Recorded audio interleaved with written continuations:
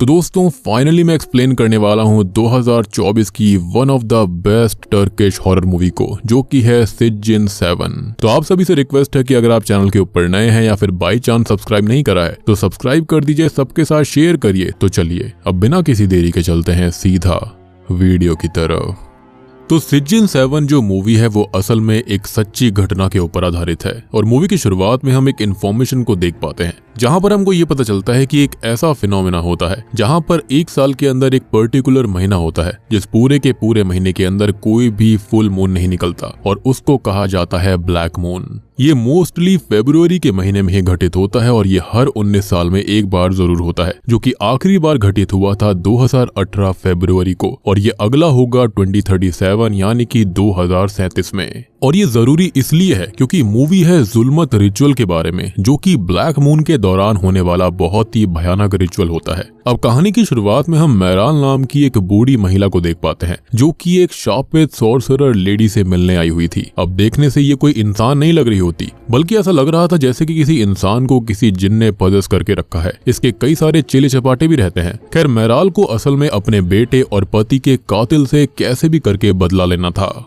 अब वो सॉर्सरर उसे जुल्मत रिचुअल के बारे में बताती है, जो कि सबसे भयानक रिचुअल है जिसका नाम लेने तक से सारे सॉर्सरर्स और सारे लोग डरते हैं। ये रिचुअल ब्लैक मून के महीने में किया जाता है और स्पेसिफिकली उस महीने की सबसे काली रात को, जिसे नाइट ऑफ जुल्मत कहा जाता है। यहाँ पर जुल्मत का मतलब ही है डार्कनेस और वो दौर बेरहमी का दौर होता है। वो आगे कहती है कि ये समय अच्छा है और आगे बढ़ने से पहले वो जान ले कि इस कर्ज से पीछे नहीं हटा जा सकता। एक बार शुरुआत हो गई तो ये खत्म होकर ही रहेगा। जिस पर मैराल ये कहती है कि उसे पीछे हटना ही नहीं है और वो किसी भी कीमत पर बदला लेना चाहती है।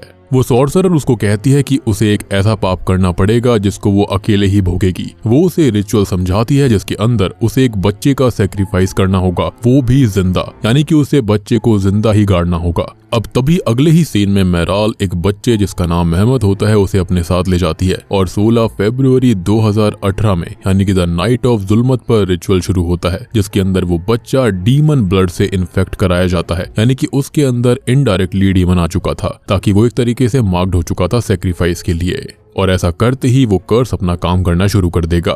यहाँ पर एक आईना भी होता है इस सॉर्सरर के पास में, जो कि मेरे ख्याल से दूसरी दुनिया यानी कि जिन्स की दुनिया के अंदर से सारे के सारे कर्स और रिचुअल्स को इन्वोक करने के लिए होगा। और हम जानते हैं कि जो जिन्स होते हैं वो मिरर वर्ल्ड के अंदर ही रहते हैं। उनकी दुनिया हमारे जैसी ही होती है लेकिन हल्की सी उल्टी रहती है। अब हम मैराल के टारगेट को देखते हैं, जो कि अपनी पूरे परिवार को मारकर खुद को भी खत्म कर लेता है और इस तरह से मैराल का बदला पूरा होता है। अब वो सॉर्सरर लेडी मैराल से कहती है कि उसे अपने पाप मतलब कि वो सैक्रिफाइस वाला बच्चा जिंदा जमीन में गाड़ना होगा और वो डीमन ब्लड से इन्फेक्टेड हो चुका है, तो अगर वो उसको नहीं गाड़ेगी तो बहुत ही भयानक मंजर वो देखेगी। उसको ऐसे दुख से गुजरना पड़ेगा कि उसने कभी भी सोचा नहीं होगा। वो उसे 7 जानवरों की हड्डियों से बना हुआ एक एम्यूलेट भी देती है जिसे उस सैक्रिफाइस के साथ ही गाड़ना होगा, यानी कि मेहमद के साथ में, जो कि असल में जुल्मत की सील होती है कि ये प्रोसेस कंप्लीट हो चुका है। खैर अब इसी बीच हम ओरान को देखते हैं जिसको हम सिजिन 3 से ही जानते हैं, जो कि इस जुल्मत की रात को देखकर बहुत परेशान था और वो उसके बारे में सोचने लगता है कि कौन इसका शिकार होगा और क्या इससे बचा भी जा सकता है और आखिर ये जुल्मत वाली चीज है क्या। खैर अब समय बीतता है और कहानी आ जाती है 21 मार्च 2018 में, यानी कि 5 दिन बाद, जहाँ पर हम मैराल को आरजू नाम की एक लेडी के घर पर देख पाते हैं, जो कि यहाँ पर रिसेंटली ही शिफ्ट हुए थे। और अब यहाँ पर आगे जो कुछ भी होगा वो अगले 4-5 दिनों में होता रहेगा, यानी कि 21 मार्च से शुरू होते हुए थोड़े दिन तक ये चलता रहेगा। खैर आरजू यहाँ पर ये चाहती थी कि मैराल उसके घर पर रहे और घर संभाले, जहाँ पर उसकी मदर इन लॉ लाले की तबीयत बहुत खराब है और उन्हें 2 साल से अल्जाइमर है, यानी कि भूलने की बीमारी है। साथ ही साथ वो अपने रोजमर्रा के काम भी ठीक से नहीं कर सकती, जैसे कि खाना पीना, वॉशरूम जाना, नहाना धोना इत्यादि। आरजू की बड़ी बेटी का नाम सराप है, जो कि यहाँ पर बिल्कुल खुश नहीं थी क्योंकि उसके यहाँ पर कोई भी दोस्त वगैरह नहीं थे, उसकी कोई बात भी नहीं सुनता। आरजू की छोटी बेटी का नाम है रोया, जिसने हाल ही में ही एक भयानक बीमारी को सरवाइव किया है और वो चाहती है कि मैराल उसका थोड़ा खास ख्याल रखे। अब मैराल उसको आश्वासन देती है कि वो फिक्र ना करे, वो पूरे परिवार का अपने परिवार की तरह ही अच्छे से ख्याल रख लेगी। एनीवेज तभी हम आरजू की मदर इन लॉ लाले को देखते हैं जो कि अपने रूम में पड़ी हुई अजीब अजीब बातें बड़बड़ा रही होती है कि ये किसी और ने किया है। तभी रुया वहां पर आती है तो वो उससे ये कहती है कि उसके पिता केमाल ने उसे बताया था जो उसने किया वो उस पर बहुत ही ज्यादा रिग्रेट कर रहा है। साथ ही साथ वो ये भी कहती है कि तुम्हें किसी और ने ही बनाया है, तुम वो नहीं हो जो पहले थी। खैर अब रात को सभी लोग डिनर करते हैं और जो मेहराल होती है वो यहाँ पर लाले को खाना खिला रही होती है और वो फिर से अजीब बातें करने लगती है। वो यहाँ से वहां घूमने लगती है और अजीब बातें कहने लगती है। साथ ही साथ वो एक पेंटिंग को भी देख रही थी जो कि शुरुआत वाले जुल्मत रिचुअल एंटिटी की तरह दिख रहा था। वो ये भी कहती है कि कोई काम उसके तय समय पर ही होना चाहिए, नहीं तो बहुत बुरा होगा, कीमत बहुत भारी होगी। वो मेहराल से ये कहती है कि उसके बेटे केमाल ने उसकी ग्रैंड डॉटर को बदल दिया है, उसके साथ कुछ कर दिया है और इन बातों से परेशान होकर मेहराल बाहर आ जाती है और हम लाले को कहता सुन पाते हैं कि केमाल ने उसकी बेटी को मार दिया और उसे पता भी नहीं था कि उसने किया क्या है। एंड ऑब्वियसली ये बातें अभी हमें समझ में नहीं आ रही थी। खैर अब हम आरजू की बड़ी बेटी सराब को देख पाते हैं जिसे यहाँ बिल्कुल भी अच्छा नहीं लगता। वहीं हम आरजू को केमाल से बात करते सुनते हैं जहाँ पर वो ये कहता है कि वो बहुत परेशान है। तो बेसिकली जो केमाल था वो बड़ी सिटी में पहले बड़े हॉस्पिटल में डॉक्टर का ही काम करता था, लेकिन किसी रीजन की वजह से, टेंशन की वजह से वो यहाँ पर छोटे टाउन के अंदर आ गया और उसने यहाँ पर भी छोटे हॉस्पिटल को ज्वाइन कर लिया है। लेकिन आरजू ये कहती है कि अगर उसे यही काम करना था तो वो सिटी में रहकर कर सकता था, यहाँ पर आने का रीजन क्या था। एंड ऑब्वियसली वो यही कहता है कि उसके दिमाग में बहुत टेंशन थी जिसकी वजह से वो काफी गुस्सा करने लगता है। और हम यहाँ पर इतना तो समझ जाते हैं कि वो कोई बहुत ही भयानक चीज कर यहाँ पर आया है और अंदर ही अंदर वो चीज उसको परेशान कर रही है, खा रही है। एनीवेज तभी हम मेहराल को देख पाते हैं जो कि अपने रूम के अंदर थी और उसके पास वो जुल्मत सील अभी भी होती है और उसको वो वहीं पर रख देती है। और ये सील सैक्रिफाइस के साथ बैरी होनी चाहिए थी, तो ये उसके पास कैसे है। लेकिन तभी होता यह है कि उसके बेटे की इविल स्पिरिट, वो कर्स सॉर्सरर लेडी और मेहमद के इविल विजन्स उसे हॉन्ट करते हैं, उसको पकड़ भी लेते हैं। लेकिन जैसे ही वो होश में आती है वहां पर कोई भी नहीं था। और हम जानते हैं कि सिज्जिन और डेबे मूवी के अंदर जिन्स का जब इन्वॉल्वमेंट होता है तो इस तरह के ही विजन सबको आते हैं। अब तभी हम केमाल को देख पाते हैं जिसे एक सपना आता है जिसके अंदर वो कोई ब्लड टाइप का रिचुअल कर रहा था और सभी को ब्लड पीने के लिए बुला रहा होता है। उस रिचुअल के अंदर उसे रुया की जरूरत थी जिसको वो लेने जाता है। उसका ये भी कहना था कि ये खून पीकर वो बिल्कुल सही हो जाएगी। अब जब वो अपनी बेटी को लेने जाता है तो वो उसे खून से लथपथ मिलती है जिसके पास उसकी ही ग्रैंड मदर लाले खड़ी हुई थी और वो ये कहती है कि बेटे तुझे वो नहीं करना चाहिए था। वो रुया को गोद में लेता है लेकिन अचानक से वो मेहमद में बदल जाता है जिससे कि वो बहुत घबरा जाता है और तभी उसकी नींद खुलती है, यानी कि यहाँ पर ये भी एक विजन ही था। अब सेम नाइट रुया अपनी बहन के साथ सो रही थी जिसे सैराब की इविल विस्पर्स हॉन्ट करती हैं, जिससे कि वो काफी डर जाती है। वो उसके पास जाती है लेकिन उसकी बहन ने कभी उसे बुलाया ही नहीं था, जिसके चलते अब वो अपनी बहन के साथ नहीं सोना चाहती थी। एनीवेज तभी हम ओरान को देखते हैं और वो जुल्मत के कहर को रोकने का रास्ता ढूंढ रहा था, जिसे खुद इविल ऑफ जुल्मत धमकाने आता है कि वो रास्ते में ना आए तो उसके साथ बहुत बुरा होगा। लेकिन वो इविल से नहीं डरता, उल्टा वो इविल से ये बोल देता है कि अगर वो उससे नहीं डरता तो वो खुद उसके पास उसे धमकाने नहीं आता, जिसके चलते इविल वहां से चला जाता है। अब हम केमाल को देखते हैं जो कि बहुत ही ज्यादा परेशान है कि कैसे सब कुछ ठीक होगा, कब सब कुछ रुकेगा और कैसे वो सब कुछ सही कर पाएगा, क्योंकि यहाँ पर कोई भी इस घर के अंदर एडजस्ट नहीं कर पा रहा था। एनीवेज तभी इसी बीच हम बच्चों के एक तस्कर काजिम को देखते हैं जो कि बच्चों को बंदी बनाकर उनसे भीख मंगवाया करता था, उनसे पैसे लिया करता। अब यहाँ पर वो अपने आदमी से बात करता है कि वो मेहराल पर नजर रखे जो कि कोई पागलपन जरूर करेगी और वो खुद उस डॉक्टर मतलब कि केमाल के ऊपर नजर रखेगा। और यहाँ पर हम एक चीज को जान पाते हैं कि मेहराल उस दिन उस सेक्रीफाइस को यानी कि मेहमद को बैरी नहीं कर पाई थी। और ये बात भी समझ में आती है कि मेहराल, रिचुअल, मेहमद और केमाल के बीच में कुछ ना कुछ बहुत तगड़ा कनेक्शन है। खैर अब घर पर केमाल जो होता है वो रुया को 2 डॉल गिफ्ट करता है, जिसके अंदर एक का नाम रुया था और दूसरे का नाम मेहमद, जो कि बहुत ही वियर्ड बात थी। उसने जो स्वेटर पहना हुआ था वही स्वेटर स्टार्टिंग वाले बच्चे ने भी पहना था, यानी कि मेहमद ने। तो यहाँ पर कोई ना कोई पक्का तगड़ा कनेक्शन है। खैर इसी बीच वो अपनी बीवी से बात करता है जो कि उसे मेहराल के बारे में बताती है कि उसके पति और बेटे को एक जमीन के विवाद में किसी ने मार दिया था और उस आदमी के कनेक्शन बहुत थे तो उसे सजा नहीं मिल पाई थी। तो यहाँ पर मेहराल ने एक अलग ही रास्ता निकाला और उनको सजा दिलवाई। तो अब आपको समझ में आया होगा कि मेहराल ने उन लोगों से बदला क्यों लिया था और वो बुजुर्ग आदमी जो था उसने क्यों अपने घर में सबको मारकर खुद को खत्म कर लिया, क्योंकि उसी ने यहाँ पर मेहराल के बेटे और पति को मार दिया था। अब रात को सैराब सो रही थी जिसे बार बार रुया के इविल विजन्स हॉन्ट कर रहे थे कि बहन मैं डर रही हूँ, मेरे पास आ जाओ। जब भी वो उसके पास जाया करती कभी तो वो बहुत डरावनी हो जाया करती थी, कभी वो उससे काफी ज्यादा बड़ी हो जाया करती, जिसके चलते वो बहुत डर गई थी। एंड अब फाइनली वो जागती है तो रुया उसके पास आती है जो कि खुद अपने साथ हो रही इन हॉन्टिंग से बहुत डरी हुई थी। अब इसी बीच हम मेहराल को देखते देखते हैं जो कि लाले के पास थी और लाले ईविल होकर उसे हॉन्ट करती है। उससे कहती है कि उसने अपना वादा नहीं निभाया, जिसकी उसे बहुत भारी कीमत चुकानी पड़ेगी, जिससे कि वो बहुत ही ज्यादा घबरा जाती है। अब सोते हुए भी उसे वही सब विजन्स परेशान करते हैं और जागने पर वो अपने बेटे हसन की आवाज को सुनती है, जिसके पीछे वो रूम से बाहर आती है और यहाँ पर उसके बेटे हसन का भूत उसे हॉन्ट करता है और मेहमत की तरफ इशारा करते हुए उससे ये कहता है कि माँ, तुमने अपना वादा नहीं निभाया, उसे अपना वादा निभाना होगा, नहीं तो बहुत ही ज्यादा बुरा होगा। अब अगले सीन में हम केमाल को देख पाते हैं जो कि अपनी माँ के पास आता है, यानी कि लाले के पास, और उससे ये कहता है कि अब उसे रुया के लिए लाले की जान चाहिए। जिस पर वो कहती है कि ठीक है, हाँ तुम मेरी जान ले लो, मुझे मार दो, मेहमत को मार दो। जिस पर वो ये पूछता है कि उसे मेहमत के बारे में कैसे पता, तो वो ये कहती है कि वो यहीं पर है, उसने ही मुझे बताया। अब केमाल तभी अपनी माँ के चेहरे पर एक ब्लड ड्रेन ट्यूब को लगा देता है और उसे लेकर स्टेयर्स पर जाता है, जहाँ से वो उसे नीचे फेंक देता है, जिसके साथ ही उसकी नींद खुल जाती है, क्योंकि ये एक बहुत ही भयानक सपना था। वो घबरा कर उन्हें चेक करने जाता है जो कि आराम से सो रही थी, लेकिन जैसे ही वो अपने रूम में वापस आता है तो अब उसे वाकई में वो बुलाती हैं और ये कहती हैं कि केमाल, ये कोई सपना नहीं था और वो जा रही है, उसे बचा लो। वो जाकर देखता है तो वो अपने रूम में नहीं होती। वो भागकर स्टेयर्स को देखता है तो वहां पर ऊपर चढ़ी हुई वो उनको मिलती हैं, जो कि अचानक से नीचे गिरकर खुद को खत्म कर लेती हैं, यानी कि सपना सच हो चुका था। अब अगले सीन में आरजू रुया से बात करती है और बच्चों को सबने यही बताया था कि लाले हॉस्पिटल में है, ना कि वो खत्म हो गई। यहाँ पर रुया ये कहती है कि उसकी बीमारी के पहले तक लाले उसे बहुत ही ज्यादा चाहती थी, उसके साथ ही रहा करती थी, लेकिन बीमारी के बाद उन्होंने उसे छोड़ सा दिया और हमेशा ये कहने लगी कि केमाल ने उसे कुछ और ही बना दिया है, उसे बदल दिया है। अब हम केमाल को भी देखते हैं जिसके पास काजिम आ चुका था और वो उससे ये कहता है कि वो भागकर यहाँ आ गया अपने अंकल के घर पर और वो उससे बच नहीं सकता, लेकिन वो उससे ज्यादा नहीं भाग पाएगा और उसे उसको 2 मिलियन और देने होंगे, नहीं तो उसके लिए बहुत बुरा होगा और जो उसने किया है वो सबको बता देगा। और केमाल पहले भी यहाँ पर उसे कुछ ऑलरेडी रकम दे चुका था, लेकिन ऑब्वियस ही बात है ये लोग मानते थोड़ी हैं। अब यहाँ पर समझने वाले पूरा मांजरा समझ भी गए होंगे।